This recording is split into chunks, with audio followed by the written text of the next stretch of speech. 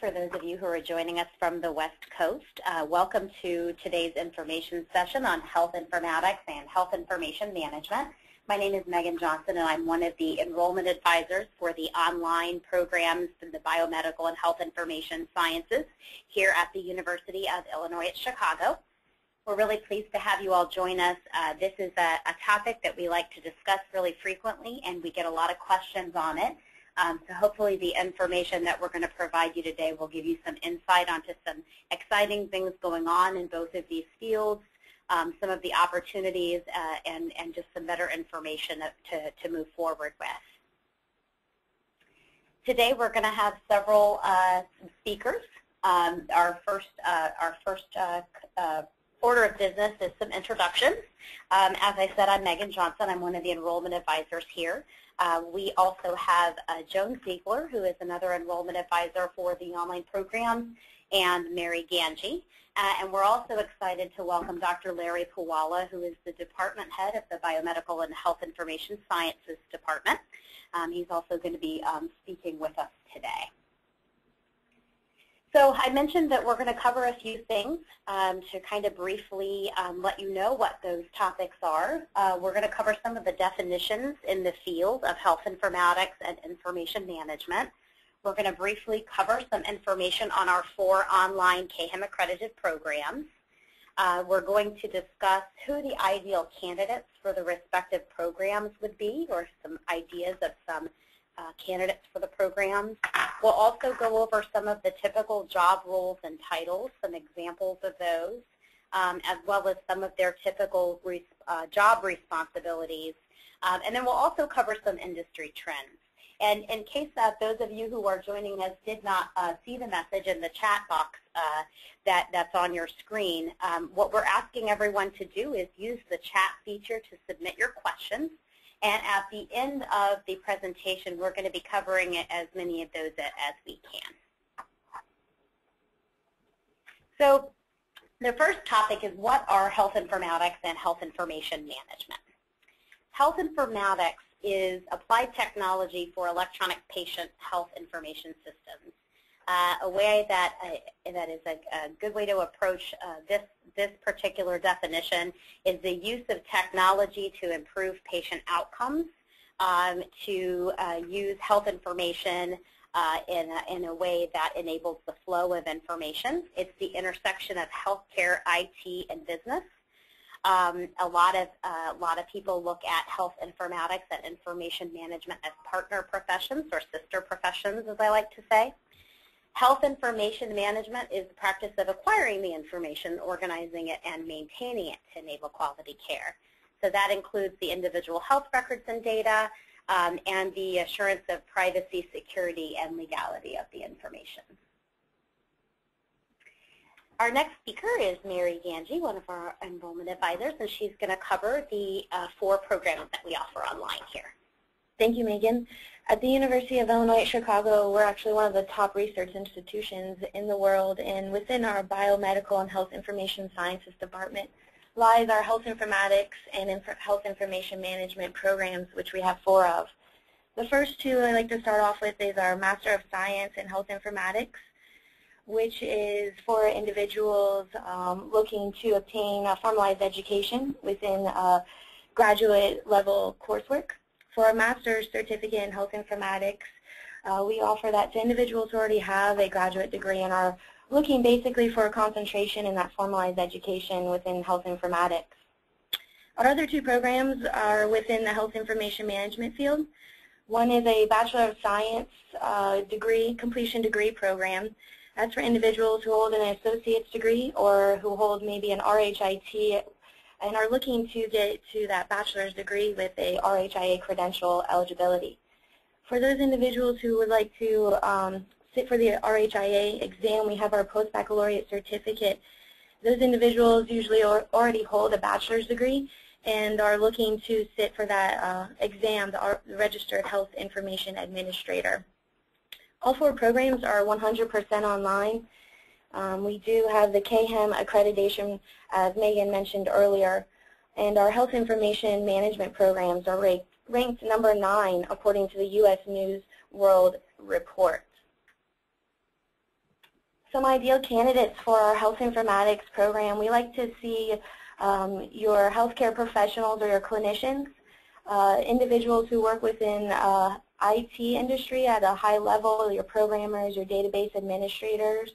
And then we also look at business professionals, MBAs, project managers. So we have a variety of individuals coming from IT, healthcare, and business, which reflects our curriculum. We also look for at least 2 years of work experience within those fields. So we do look for those seasoned individuals within that field for the health informatics program at that graduate level coursework. For our health information management program, those are individuals looking basically to sit for the RHIA, moving into working directly with patient information. So we have individuals who come from the field, coders, billers, CNAs, LPNs, your RHIT individuals. We also have individuals looking for career change, looking to get into healthcare, and they like to see the administrative duties are a good transition if you've been working in a hospital setting or clerical work. Great, thanks, Mary. Next, we're going to have Joan Ziegler, one of my other colleagues here, talk to us a little about job roles and titles and job responsibilities within the two fields. Yes, we have a lot of different job titles that are on our slide here for health informatics and health information management. I did want to mention there's a couple of organizations that you may want to refer to their websites. HIMSS, H-I-M-S-S, is the trade association for health informatics, and they're really a large organization. On their website, they do have a lot of these job titles, live jobs available, as well as they did a salary survey recently for the entire industry, and it's very interesting talking about what the jobs are paying, what these job titles are. They also did one this year for nurses specifically, and if you're interested in knowing where to find that, you can definitely contact one of your enrollment advisors, and we'd be happy to share that with you. So some of the job titles for health informatics would include Director of Clinical Operations, a Chief Medical Information Officer, Informatics Nurse Specialist, Director of Clinical Informatics, Senior Director of Technology, Senior Technical Consultant, Consultant for Vendors, Healthcare Application Analyst, Systems Implementation Specialist, a Supplier and Data Research Specialist. Again, if you go to the HIMSS website, you would see a lot of these jobs and more. Both health informatics and health information management are the fastest growing fields in all of healthcare right now. And the Trade Association for Health Information Management is called AHIMA. That's spelled A-H-I-M-A. And on their website, they have a career map, which is really helpful. It's a one-page visual where you can see a lot of these jobs listed, and it shows you how you can move up the career ladder by having, an RHIA. And then in addition, they did a salary survey too, and they tell you what the jobs are paying for these various jobs. So again, we'd be happy to share that with you. If you want to contact your enrollment advisor, we can give you the right link to go to that website. So job titles for health information management, again, this is overseeing the privacy and the security of the medical records and overseeing the coding and the billing of the medical records.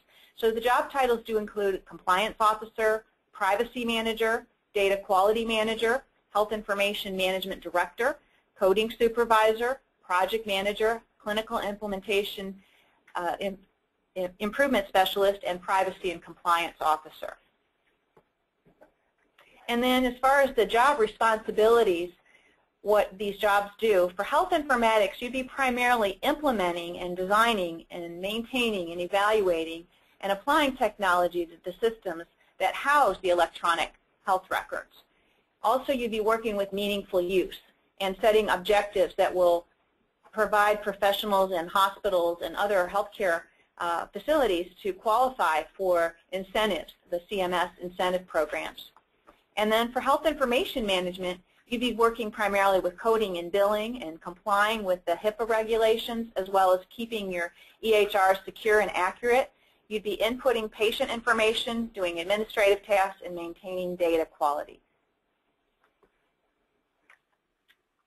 Thanks, Joan. Our next speaker is our special guest speaker today, Dr. Larry Puwala. As I mentioned, Dr. Puwala is a professor and the head of the Biomedical and Health Information Sciences Department here at UIC. You might have noticed in Joan's descriptions of the job roles and titles and our definitions of the field that both of these fields are interdisciplinary, drawing from business, technology, and healthcare. Dr. Puala's background also mirrors that. He's been a management consultant specializing in healthcare IT for more than 30 years, and he's authored and published numerous professional and peer-reviewed articles in leading healthcare IT journals. So without further ado, I will let Dr. Puala take us through some of the industry trends. Great, Megan. Thank you very much. I appreciate the opportunity of talking with everybody today. And I think, by way of starting, when we talk about industry trends, one thing to keep in mind is that this is an industry that has been around actually since the 1960s when Lyndon Johnson was president, and he signed the legislation creating Medicare. And one of the opportunities in that legislation was to begin to look at how technology can facilitate billing and record keeping in healthcare organizations. So, this whole idea of using technology in healthcare is and facilitating the electronic health records has actually been around for the better part of 50 years, or almost 50 years, going way back to the Johnson administration. We had our first clinical systems really began to appear in the mid-1970s. With the advent of Technicon and several other vendors that were big at that point in time. But still the focus was primarily on billing and administrative types of systems. And I think as the technology industry, particularly in hardware, began to move toward mini computers and personal computers through the 1980s and 1990s, we began to find more and more utilization of technology in documenting how care is delivered, to the point where this has been a topic of, in the last, I guess it's 3-4 presidential administrations, going back to the Clinton administration when he started with healthcare reform in 1993 and 1994. The Bush administration identified the first Office of Technology Coordinator, with David Brailer assuming that position in 2003, 2004. George Bush, W. Bush, made it a topic of the State of the Union address 6 out of the 8 years that he was president.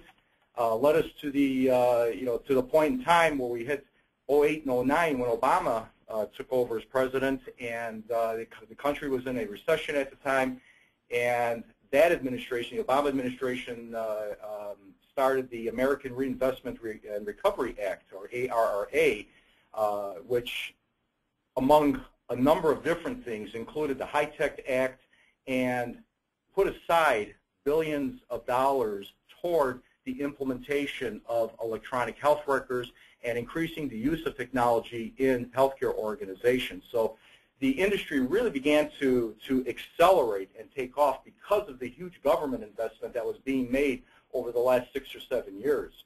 So when we talk about trends, many of the trends that we see happening today and what will continue to happen over the next decade are a direct result of the recent mega dollars that have been spent by the Obama administration through the American Reinvestment Recovery Act, and leading us to the point that we are at today, where a number of healthcare organizations have clinical systems installed, a number of ambulatory practices have these clinical systems installed.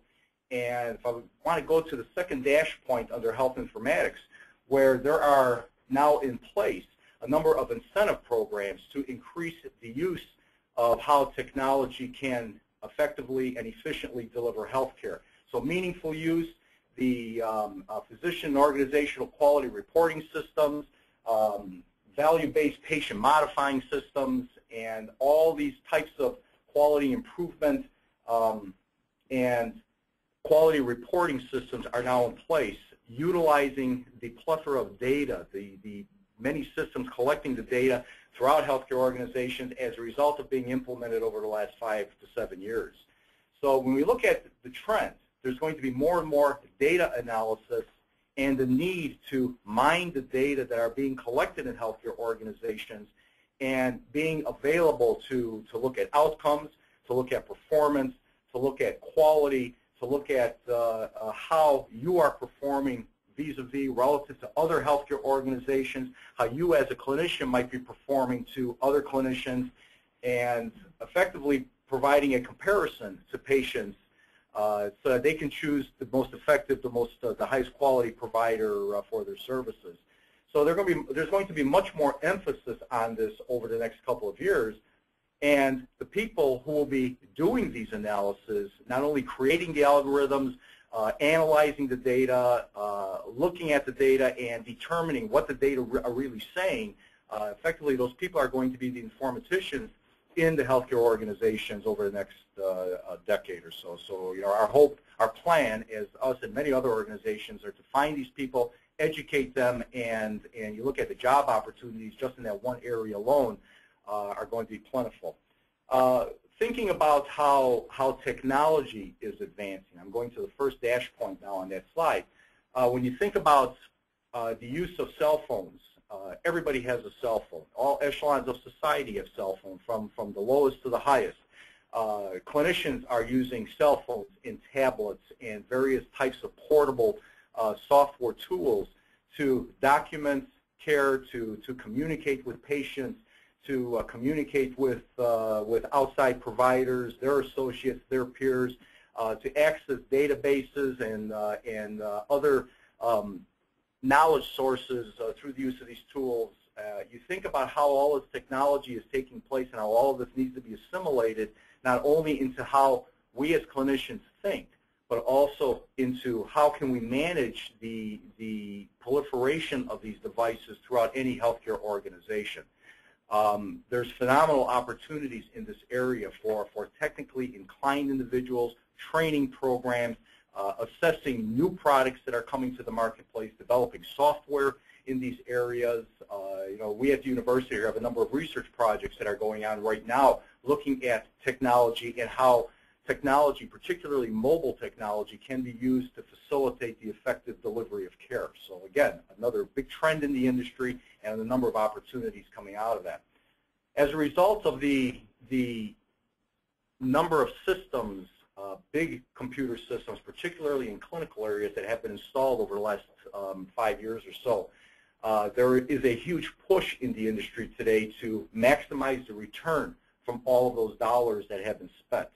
So how do you do that? It requires changes in job descriptions, processes.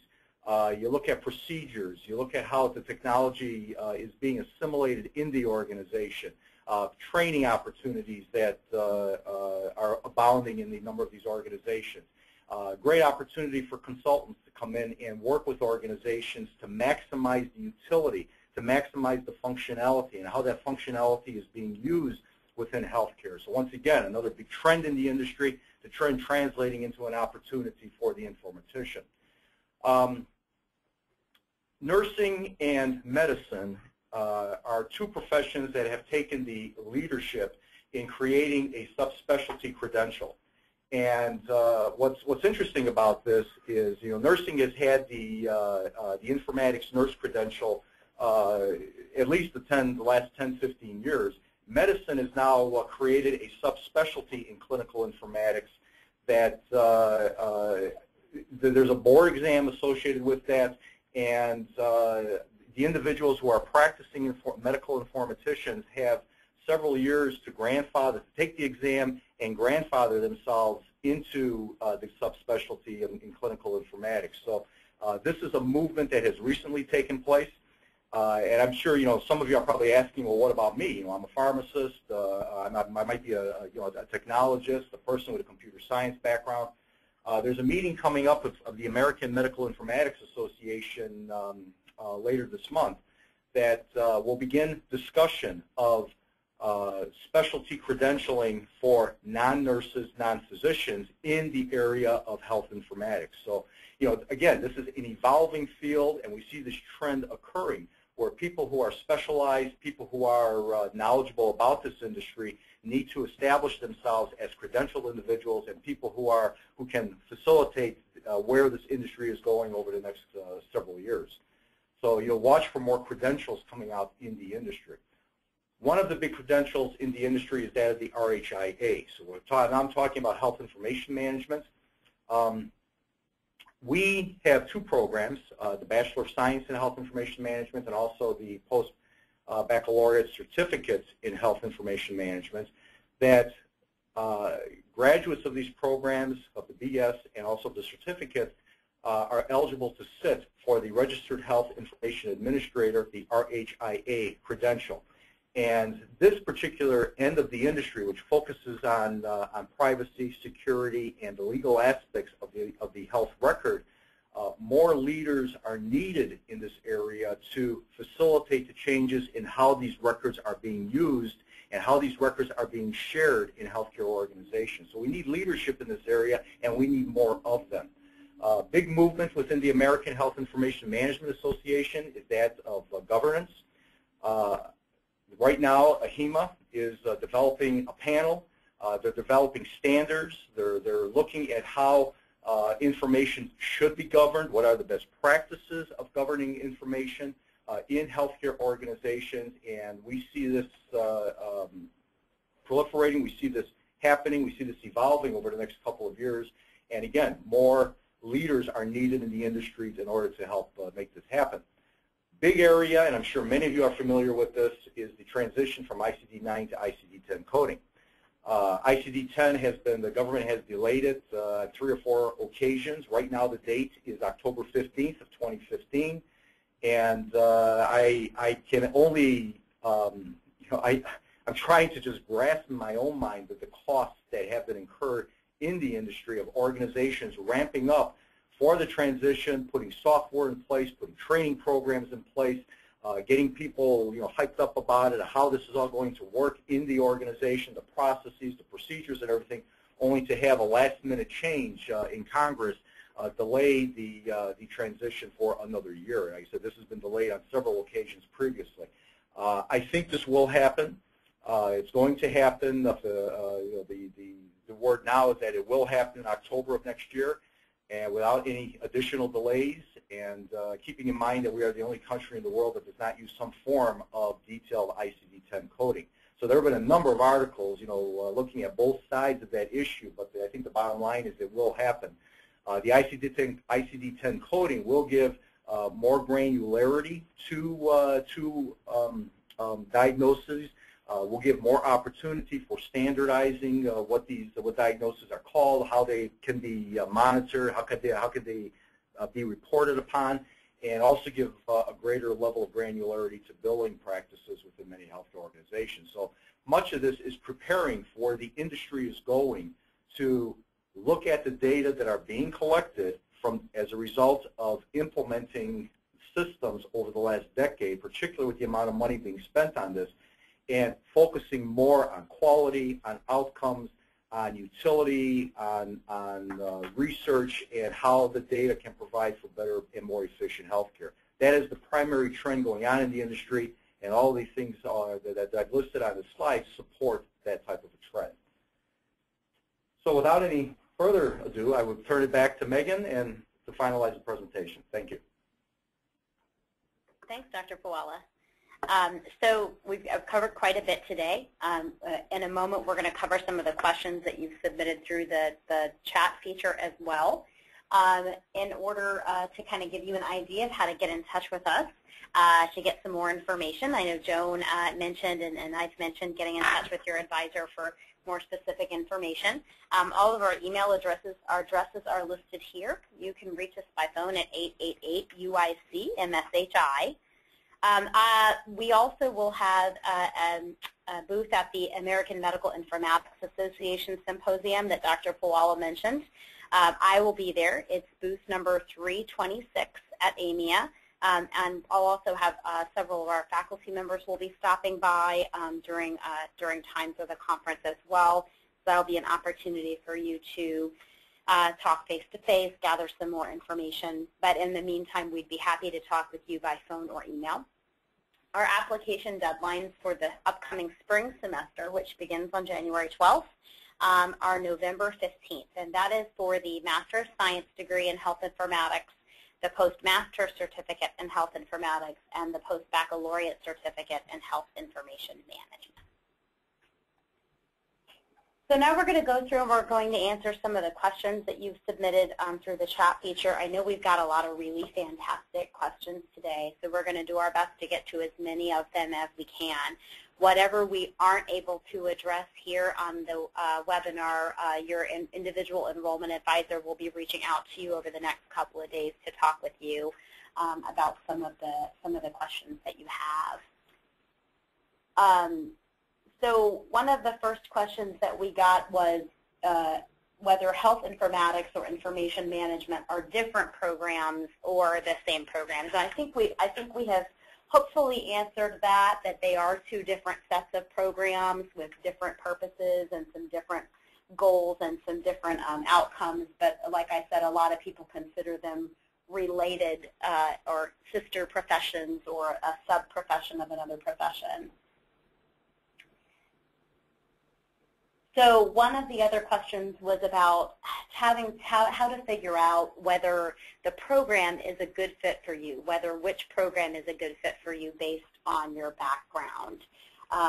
So there are a couple of questions in kind of in this field. So we'll kind of address the general question and then specifics about your individual background and your situation. We can talk with you on a one-on-one basis.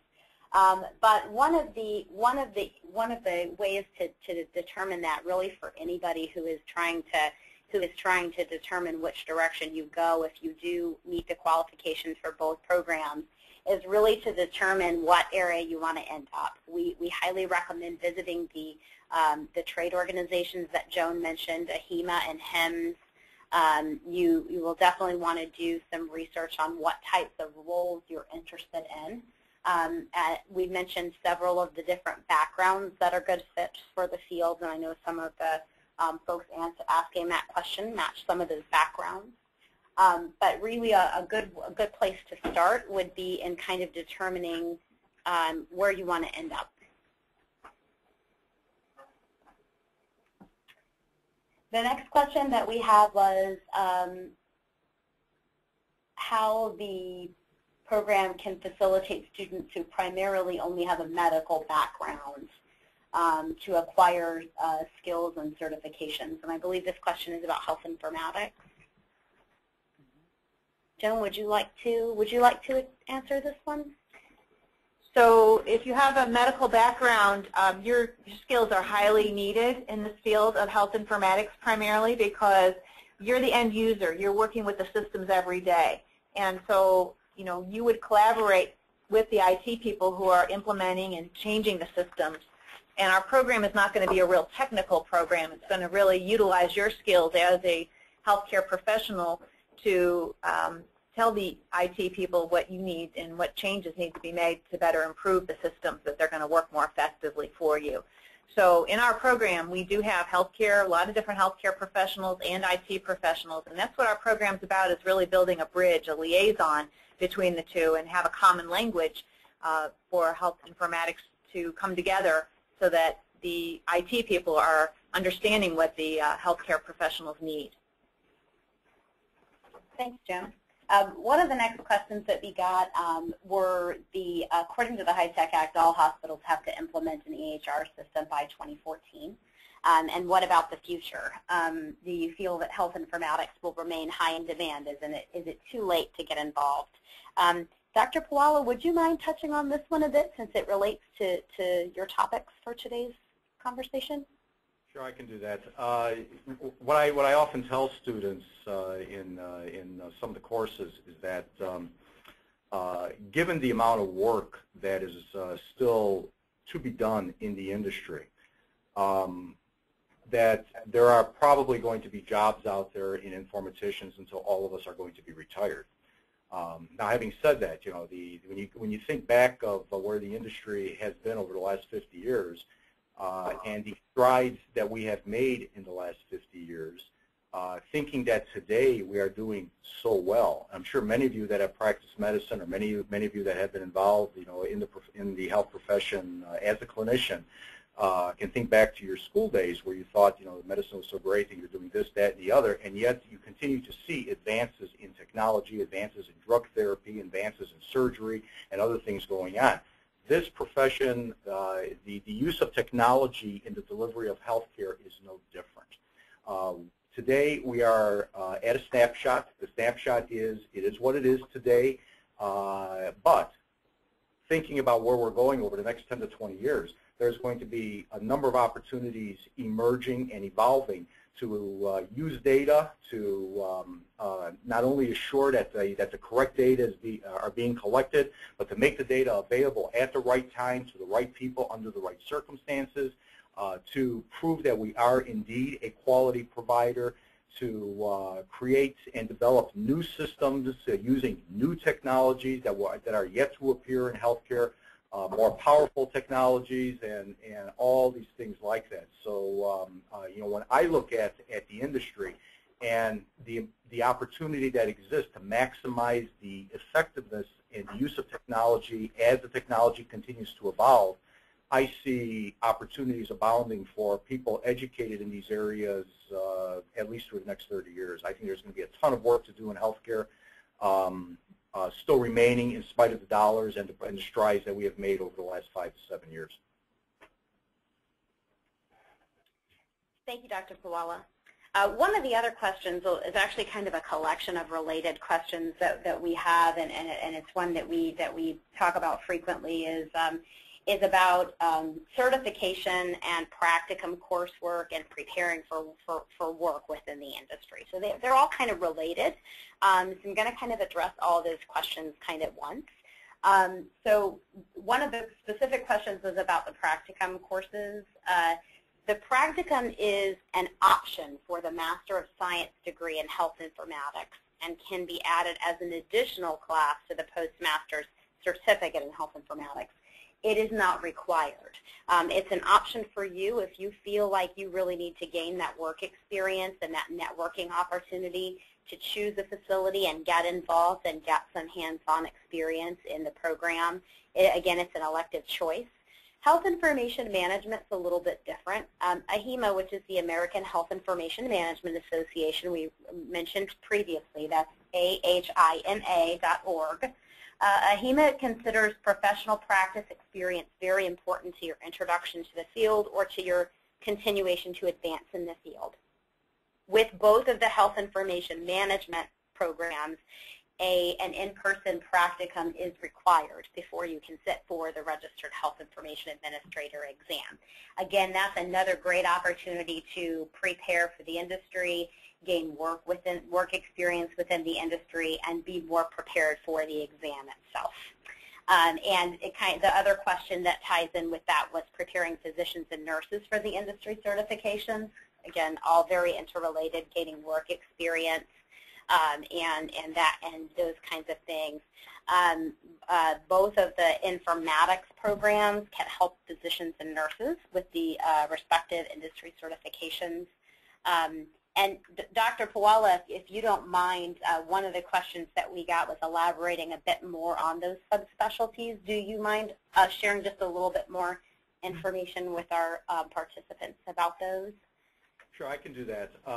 The nurse informatics specialty is a designation by the Nursing Specialty Board. I believe they're in Washington, D.C., and it is a combination of classwork, experience, and examination that a registered nurse has to take in order to qualify and receive the certification. I believe it's called a C designation behind the name. You know, as you would have different certifications, this is the C designation behind the nurse's name, and that is administered by their board, and I believe it's in Washington, D.C. There's websites available, and I don't recall what those websites are at the moment, but that specialization has been around for the better part of the last 10 to 15 years.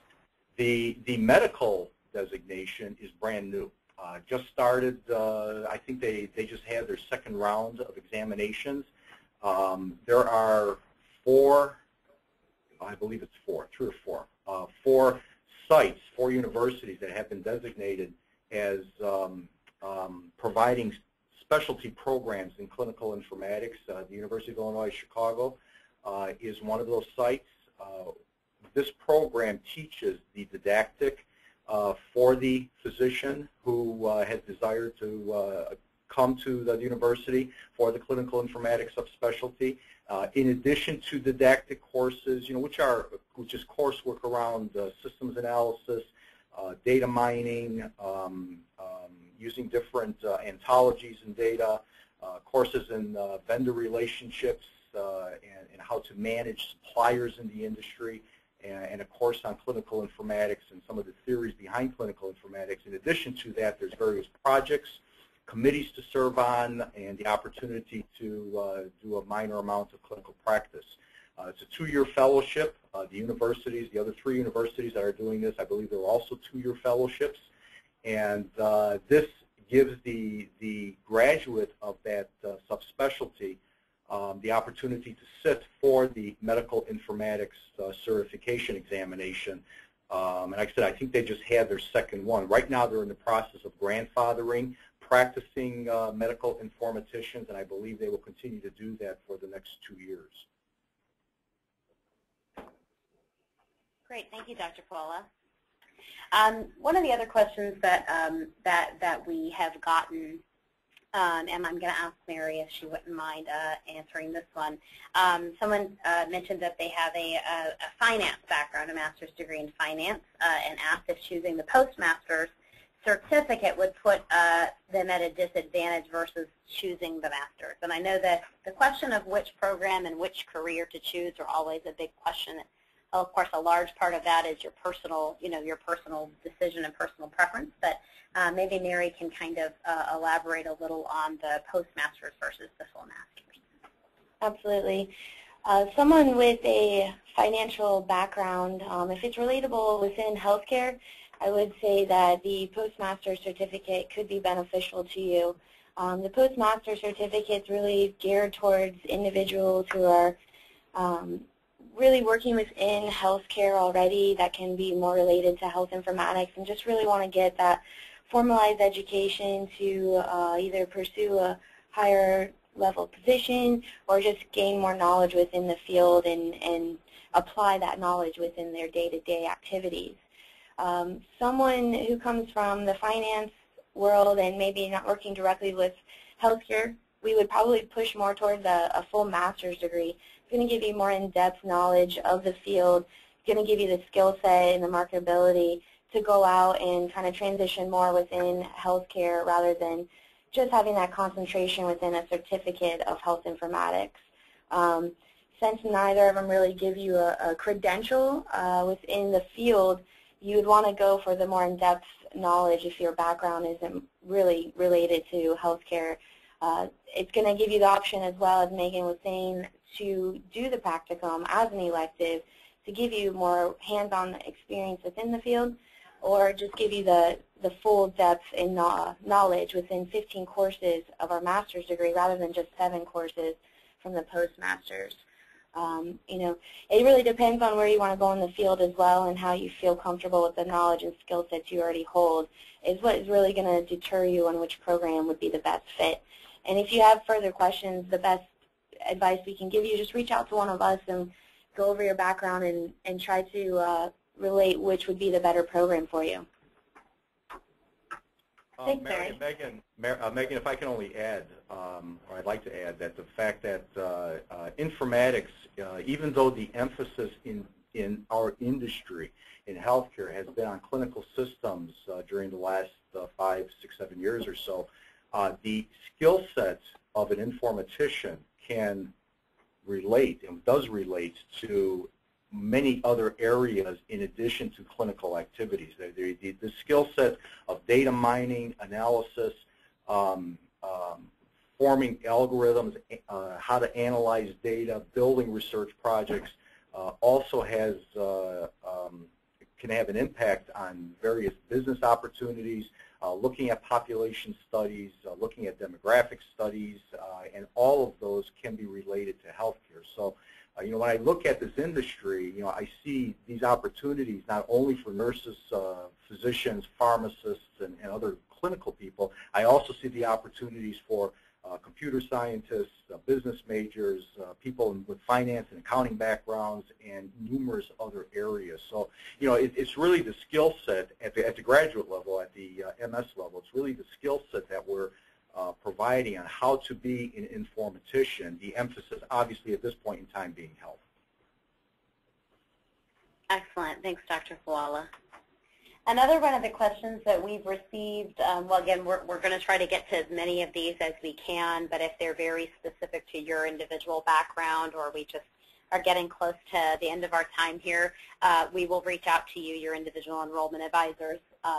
Another question that we received are the curricula focused on developing actual hard skills, or are they primarily management programs that require the students to come in with technical skills already? This has been a theme of several of the questions, which is why we definitely want to make sure that we answer it. So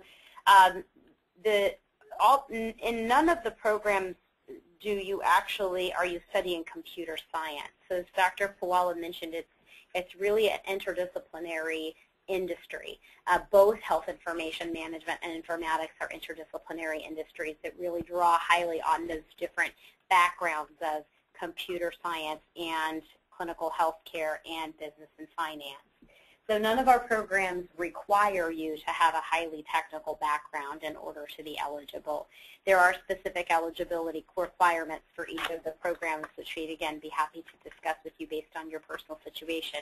But they don't require you to have a technical background. The layout of the curriculum for the health informatics program does cover everything from the selection of the proper healthcare IT vendor through different aspects of meaningful use, including the data analysis that Dr. Fuala has discussed with us today.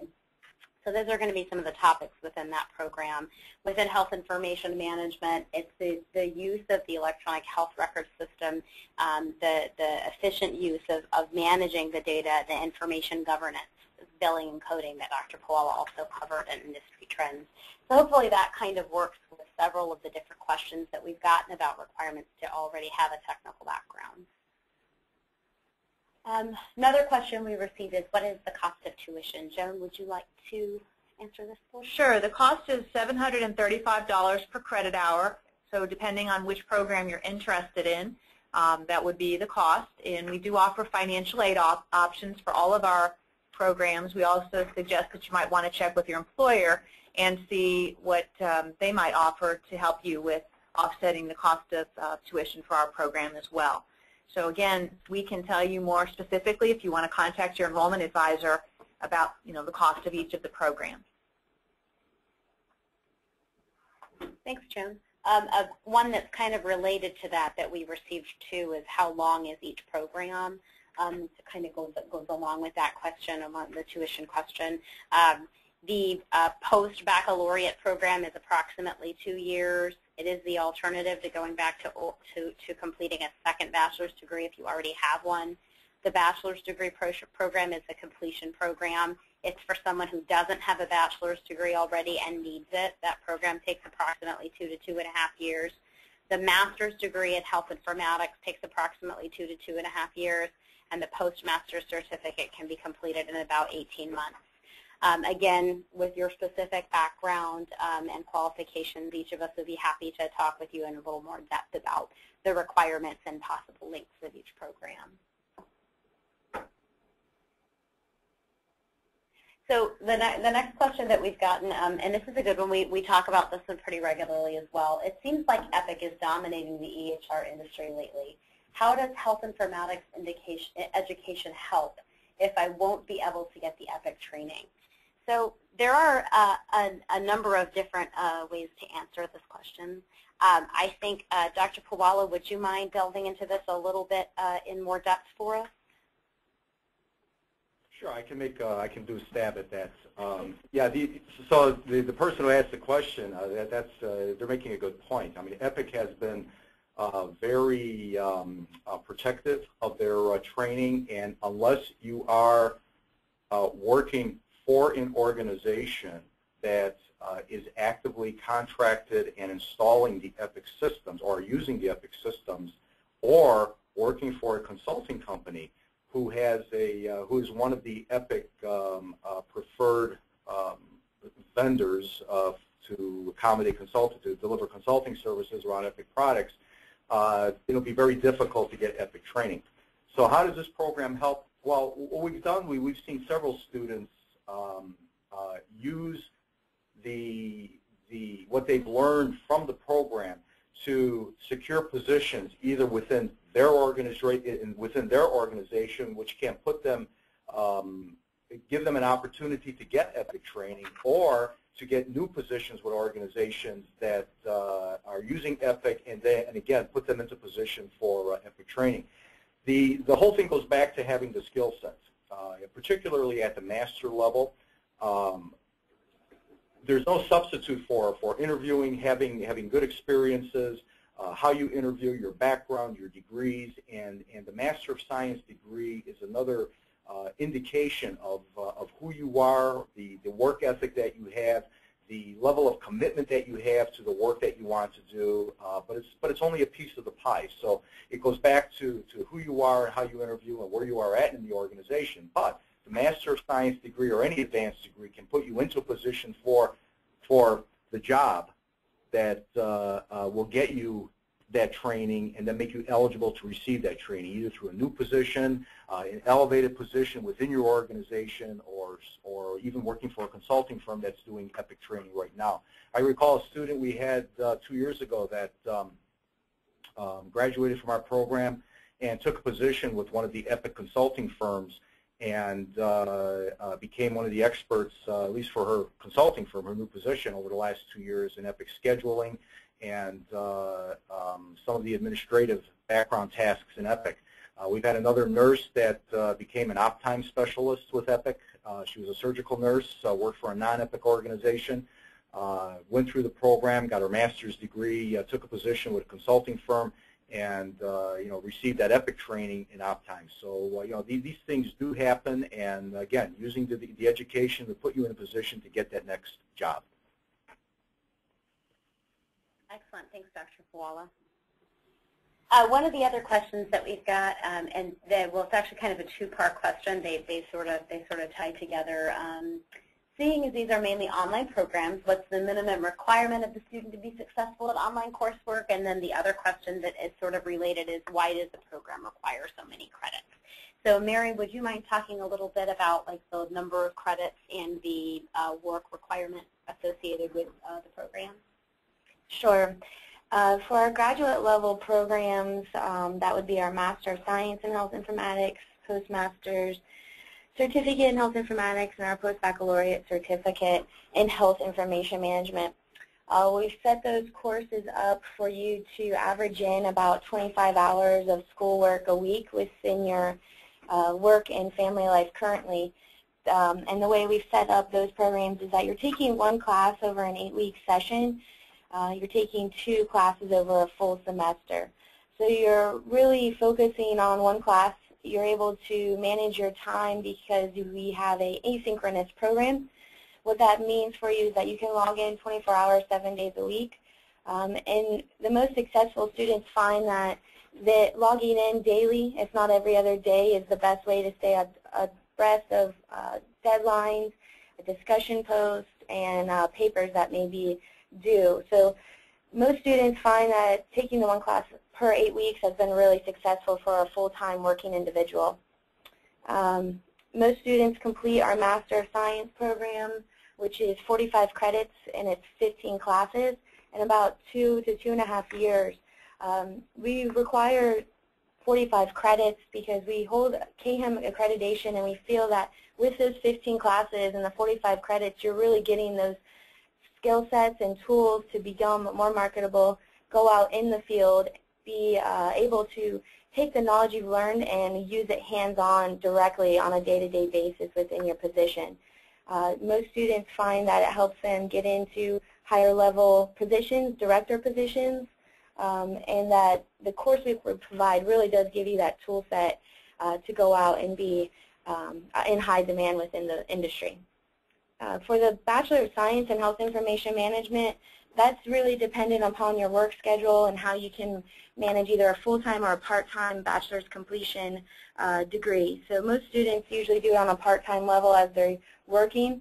They're taking about 2, maybe 3 classes an 8-week session, so your time commitment is in, anywhere between 30 hours or more with that program.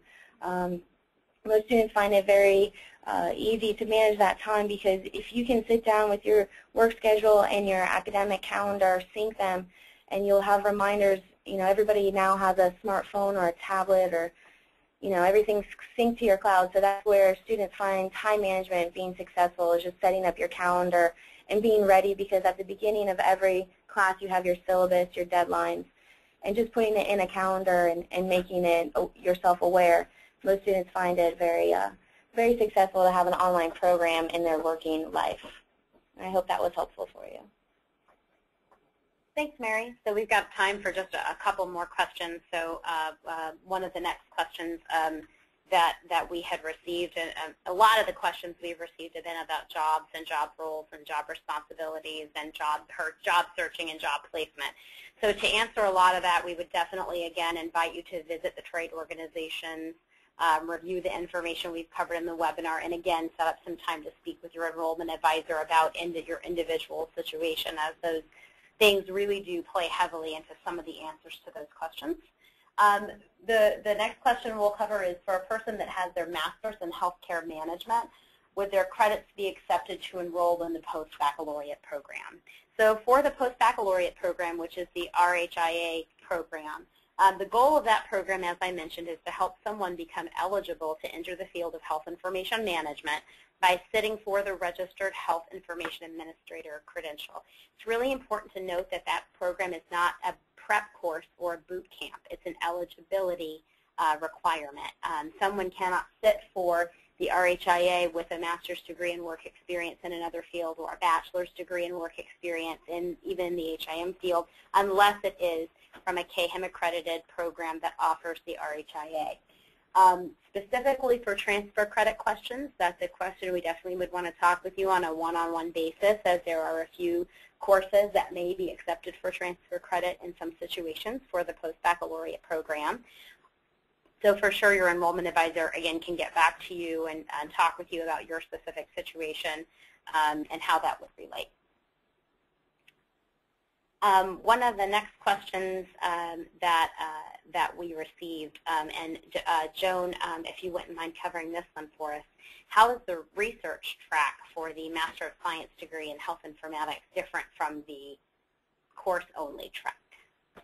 Well, the research track is an opportunity for you to actually do research, to go to campus and work with some of our faculty members. And so you'll make that decision at the time that you're completing your 12 core courses within the master's program, and then you'll have the opportunity to actually work on a project that you'd like to work on, and our faculty will certainly approve that.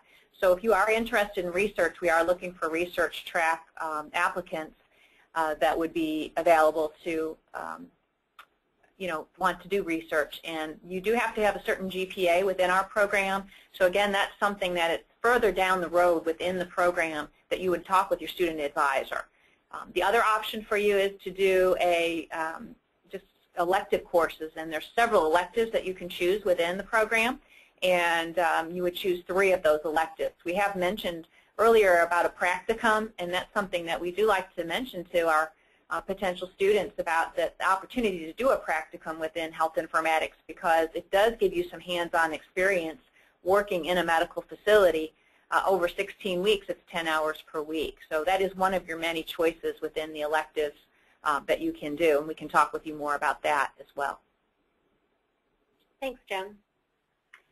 So one of the other questions that we received was about careers after the degrees, and we've received actually numerous questions on careers after all of the respective degrees. So we would be happy to share with you. We are one of the largest and oldest online informatics programs in the entire country, so we're very fortunate to have a wonderfully diverse and large group of students. We recently conducted a graduate survey where we asked some of our graduates some information about their backgrounds. We'd be happy to share that with you. Again, your enrollment advisor will be getting in touch with you to cover some of those specific questions. Some of that information will be there as well. So we've got just a couple minutes left. One of the other questions that we received was, why should we select UIC over any other school? And I think all of us can probably weigh in a little bit on this one. So like I mentioned, the University of Illinois at Chicago has one of the oldest and largest health informatics programs, but we also have one of the oldest health information management programs in the country. A lot of people are not aware that the American Health Information Management Association was once the medical records librarians. They began in the 1920s. So health information management's been around for quite some time, and our program began in the 1960s for health information management. Health informatics began in the 1990s. So I think one of the great answers to that great question is simply that the University of Illinois at Chicago is not a new entrant to this field. This is not something we do as a concentration or a track. You get immersed in the curricula for all the programs. You're immersed in these industries and you're immersed in these topics because you're receiving training from professionals who really have a strong background in a university that has a strong background. Joan, what would you like to add to that? Well, I want to talk about our faculty because our faculty work in the industry and teach. And this is something that's very unique. Our faculty are chosen specifically about based on what they know and their expertise. They're practitioners. So not anybody can teach any course. So we have some of the top faculty in the country and with health informatics. Also, I'd like to mention that University of Illinois in Chicago is a full medical campus. And so we have a medical school, nursing school, pharmacy, and so forth. So our informatics program really touches upon all aspects of healthcare, and it's a very important program for us. And then, of course, we mentioned earlier CAHIM accreditation. For the RHIA, if you want to sit for the RHIA exam, you must be in a CAHIM accredited program, which we certainly are. I tend to talk with people at least a couple times a month who have gone to programs that are not CAHIM accredited, and unfortunately they didn't realize it until they got to getting to take the exam. So it's very important for getting the RHIA that you are in a CAHIM accredited program. With health informatics, we were the first program accredited for health informatics by CAHIM. We're one of only 4 programs in the country that is accredited. So that's another reason why a lot of students do choose us, is because of the CAHIM accreditation. It really sets us apart. Thanks, Joan. Dr. Pawala, do you have anything that you would like to add in response to that question? Yeah, I just want to reiterate the point that Joan made. The University of Illinois Chicago is one of 7 universities in the United States that is a complete medical campus. There's public health, pharmacy, dentistry, nursing, College of Medicine, Applied Health Sciences, and social work, all on one campus and all contiguous to us. The faculty in this department collaborate and teach in many other programs in these other schools. I mean, we have faculty that are also on the College of Medicine faculty, College of Pharmacy faculty, College of Nursing faculty, and this opportunity to, I call it cross-fertilization, but to cross-fertilize the thinking of a nurse and a physician and others is critical to how we teach. And one of the things that come back to us from our students is the opportunity to interact with a number of people from different backgrounds. So it's always good to hear a physician interacting with a computer science person who might be interacting with a nurse and a pharmacist and coming together in a session to solve a common problem or to talk about a common issue. And one of the things that our students really like is that are those opportunities to interact with people from other disciplines, so that we try to understand each other. This university does has a big emphasis on interdisciplinary education. So the medical school students interact with nursing students, interact with pharmacists, interact with HIM professionals, and this is a regular part of all the curricula of the schools here on the health science side of the University of Illinois at Chicago. Our program facilitates that. Our program takes advantage of that, and I think it's one of the hallmarks of how we deliver the education to our students. Thank you, Dr. Pawala. Well, we are about at the end of our time here, so we're going to go ahead and wrap up. I would like to thank all of our participants for joining us today. I'd like to thank Mary and Joan for joining us, and a special thanks to Dr. Pawala for sharing his insights. We really appreciated having you all with us this afternoon. We will be sending out a recording of the webinar. And again, for those of you who have specific questions, particularly as it relates to your backgrounds, each of us will be getting in touch with you. Feel free to reach out for us by phone or by email, or stop by and visit us at the AMIA conference. Have a great afternoon.